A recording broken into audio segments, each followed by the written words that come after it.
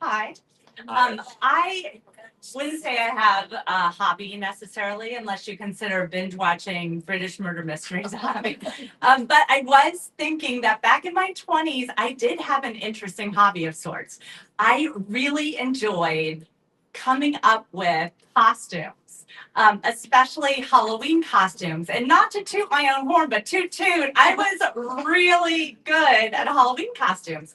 If you happen to attend the Rathskellers 2002 Halloween party, you might remember me. I was the sun maid. You know this lady? She's the woman on the box of the raisins. So I had a huge red bonnet and a basket of real green grapes. And my favorite part was this huge sun that I had strapped on my back, and I perfected my pose. And that night, I beat out a sexy pirate to win first place. I'm so proud of myself.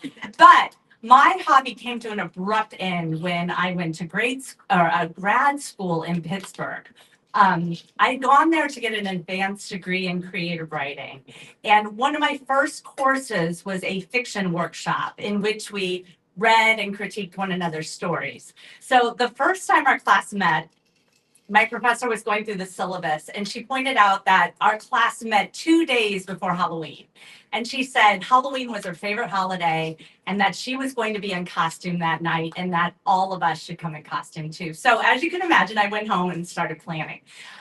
Now, 2 days before Halloween arrives, and I am so excited. I'm the first one to class, which never happened. And I'm sitting there. Here's where I'm going to tell you what I was wearing. I was dressed up as a Christmas tree. So I had taken three huge pieces of green felt. One was the skirt, one was a cape, and then the other one was this pointed hat on which perched this porcelain angel holding a candle. And I had sewn over 100 ornaments onto the felt, and I had garland wrapped around me. I wore brown knee-high socks. With red shoes, and I had wrapped up some empty boxes in Christmas wrapping paper and taped them all around my ankles. And then I had taken three strings of battery operated Christmas lights and wrapped them around me. They blinked. This was going to be my finest moment. So I'm sitting there in class, and the first of my classmates walks in, and she's not wearing a costume. And I felt so bad for her because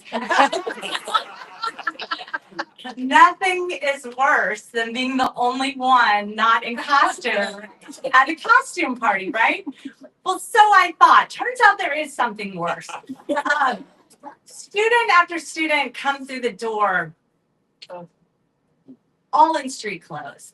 And under all that green felt, I start to sweat. And the worst part, I think, was that we didn't really know one another, so no one was making fun of me. People acted like I wasn't sitting there dressed up like a Christmas tree. And I tried to act normal, too. And not a single classmate shows up wearing costume. And we're all sitting there waiting for my professor, and I am telling myself, at least I am saving her the embarrassment of being the only one in costume tonight. And then she walks in wearing a black t-shirt and jeans. And she just looked at me and smiled and said, "Oh, nice costume. I was going to dress up, but eh." Wow. Then our 2-hour class started. And I sat there blinking because I would have had to undress entirely to access the batteries.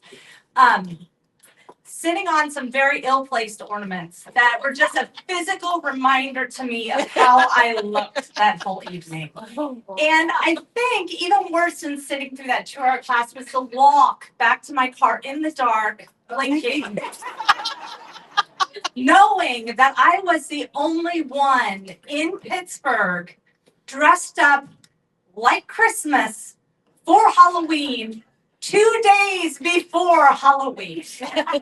And that was 20 years ago.